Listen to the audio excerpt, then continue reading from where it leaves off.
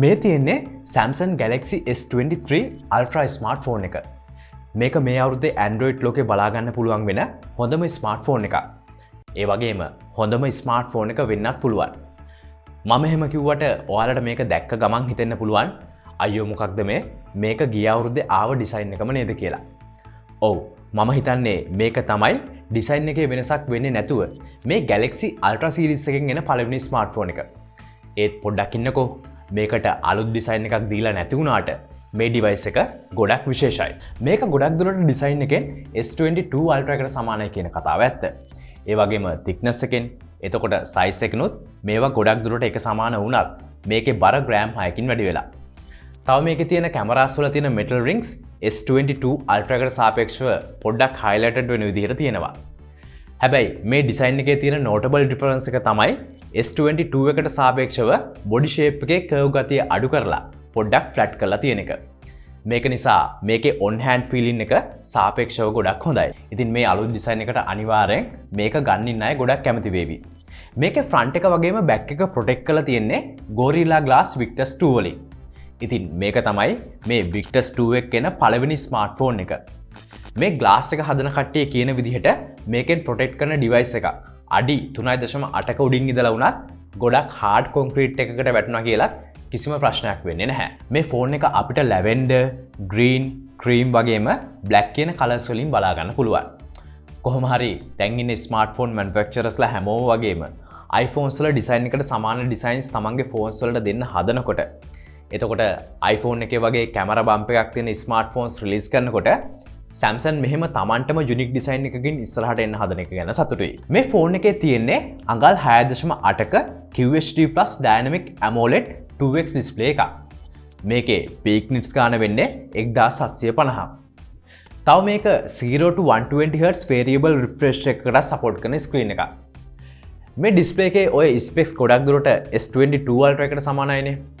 හැබැයි මේ display එකේ curve ගතිය අඩු කරලා තියෙන නිසා මේ edges වලදී කලින්ට වඩා ගොඩක් accurately S Pen එකෙන් වැඩ කරගන්න පුළුවන්. සමහර විට අපි මේ වගේ ගණන් වැඩි ultra smartphone එකකට යන ප්‍රධාන හේතුව වෙන්නේ මේ S Pen එක වගේ දේවල්නේ. ඉතින් display එක මෙහෙම වුණ එක plus point එකක්. තව කතා කරොත් මේකේ මේ තියෙන vision booster technology එකෙන් එක එක conditions වලදී ඒ කියන්නේ අපි ඉන්නේ කළුවර කාමරයක වුණත් නැත්තම් ඉන්නේ හොඳට ඉරේලිය වටන තැනක වුණත් අපේ viewing experience එකට ප්‍රශ්නයක් නැති වෙන්න display එකේ brightness levels වගේම color accuracy එක හදනවා. මේ feature එක මේ S23 Ultra එකට වගේම මේ S23 lineup එකේ හැම smartphone එකකටම දීලා තියෙනවා. එතකොට battery and charging speed එක ගැන කතා කරනකොට මේකේ තියෙන්නේ කලින් වගේම 45 watt speed එකකින් charge කරන්න පුළුවන් 5000 mAh battery එකක්.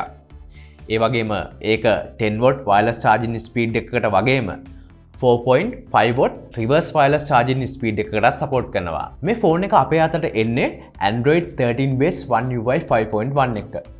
ඉතින් ඔයාලා දන්න Samsung One UI වල තියෙන සුපිරි features එක්ක තව upgrade කරපු routings එතකොට improve කරපු text to call feature එක වගේ අලුත් features එහෙමත් මේ ෆෝන් එකෙන් ඔයාලට try කරලා බලන්න පුළුවන්.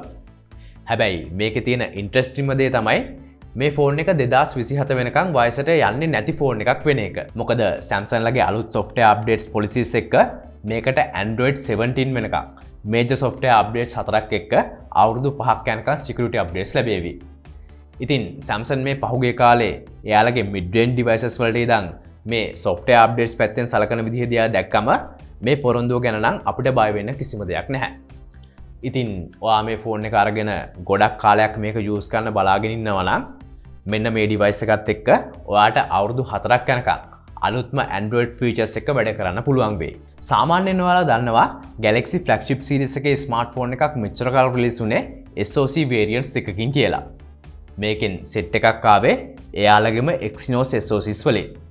එතකොට අනිත් ඒවා ආවේ Snapdragon SoCs වලින්. ඉතින් අනිත් hardwares ඔක්කොම එක වුණත් හැමතිස්සෙම එයාලගේම Exynos SoCs දාපු smartphone එක perform කරේ Snapdragon variants වල වඩා සාපේක්ෂව ගොඩක් පස්සේ. ඉතින් මේකට solution එකක් දෙන්න try කරලා බැරිම තැන මෙන්න මේ සැරේ මෙයාලා මේ ඔක්කොම smartphones වලට Snapdragon SoCs දීලා. මේ SoC එක Samsung ලා අඳුන්වලා දුන්නේ Snapdragon 8 Gen 2 mobile platform to Galaxy විදිහට. ඒ කියන්නේ මේක මේ අනිත් Android smartphones වල එන 8 Gen 2 SoC එකට සාපේක්ෂව වෙනස්. එහෙම වෙනස් වෙන්නේ මේකේ Cortex X3 කියන Core එක සාමාන්‍ය 8 Gen 2 SoC එකට වඩා overclock කරලා තියෙන හින්දා. ඉතින් මේකට මේ අවුරුද්දේ රිලීස් වෙන්න තියෙන fastest Android smartphone එක. එතකොට fastest smartphone එක වෙන්න බැරි කමකුත් නැහැ. හැබැයි මේ සැරේ මේ ෆෝන් එකේ base variant එක විදිහට 128GB version එක රිලීස් වෙන්නේ නැහැ. ඒ වෙනුවට මේක පටන් ගන්නේ 8GB 256GB variant එකේ. ඉතින් මේකේ base variant එකේ price එක ගිය අවුරුද්දට වඩා $150ක් වැඩියෙන් $1099කට බලා ගන්න පුළුවන්. මෙහෙමයි. මේකට Android 17 වෙනකන් major software updates හම්බෙනවා කියන්නේ මේක ඒ කාලේ වෙනකන් කිසිම ප්‍රශ්නයක් නැතුව use කරන්න පුළුවන් වෙන්න ඕන කියන එක. ඉතින් මේකට අනිවාර්යෙන් 256GB වත් storage එකක් තියෙන්න ඕන. ඒ වගේම මේකේ තියෙන්නේ දැනට ලෝකේ තියෙන fastest data transferring speed එකක් තියෙන UFS 4.0 storage එකක් හින්දා ගාන එහෙම වැඩි වුණත් ඒක මේක use කරන කෙනෙක්ට ගොඩක් ප්‍රයෝජනවත්. එහෙමනම් මේකේ ලොකුම upgrade එකක් හම්බෙලා තියෙන camera setup එක ගැන කතා කරන්න කලින් අපිව subscribe කරලා bell notification එක on කරගන්න. හරි. මේකේ camera setup එකට ලොකු upgrade එකක් හම්බෙලා තියෙනවා කියලා මම කිව්වේ මූලිකවම හේතු දෙකක් හින්දා. පළවෙනි එක මේකේ main camera එකට හම්බෙලා තියෙන 200MP main camera sensor එක. දෙවෙනි එක මේකේ තියෙන gimbal එකකින් අපිට හම්බෙන තරම් සුපිරි image stabilization එක. මේකේ මේ main camera sensor එක විදිහට තියෙන 200MP sensor එකෙන් ගන්න පුළුවන් ෆොටෝ එකක් ආසන්න විදිහට මෙගාබයිට් 15ක් විතර වෙනවා. ඒ වගේම මේ ෆොටෝ එකක් කැප්චර් කරාම සාමාන්‍යයෙන් සාපේක්ෂව යන වෙලාවට වඩා ගොඩක් වෙලාවක් ඒක process වෙන්න යනවා.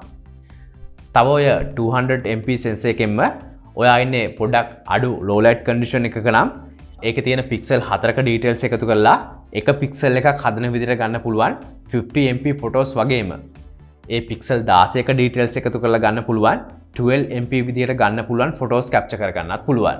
ඒ කියන්නේ සරලවම කිව්වොත් මේ phone එකෙන් ගොඩක් හොඳ details එක photos ගන්න පුළුවන්. තව කතා කරොත් මේ 200MP mode එකේදී 1x වල ඉඳන් 6x වෙනකන් zoom කරන්නත් පුළුවන්. මේකේ අනිත් cameras විදිහට තියෙන්නේ 12MP ultra wide lens එකක් වගේම 3x වගේම 10x zoom තියෙන telephoto lenses දෙකක්. හැබැයි selfie camera එක 40MP ඉඳන් 12MP වෙනකන් pixel count එකකින් downgrade කරලා තියුණාට බය වෙන්න එපා. මොකද මේකේ තියෙන මේ SoC එකත් එක්ක S22 Ultra එකට වඩා improve වුණ realistic colors එක එන photos මේකෙන් capture කරගන්න පුළුවන් හින්දා. මේකේ pro mode එකේදී ඇවිත් තියෙන ඔක්කොම lenses ටික use කරන්නත් පුළුවන්. තව මේ astrophotography කියන mode එකෙන් අර pixel smartphones වලින් ගන්න පුළුවන් වගේ long exposure photos විනාඩි 4ක් වෙනකන් ගන්නත් පුළුවන්. It's the S Pen. So mighty, I can use it to adjust color curve, exposure with absolute precision. Here, let's take a selfie. Here? Now? Yeah.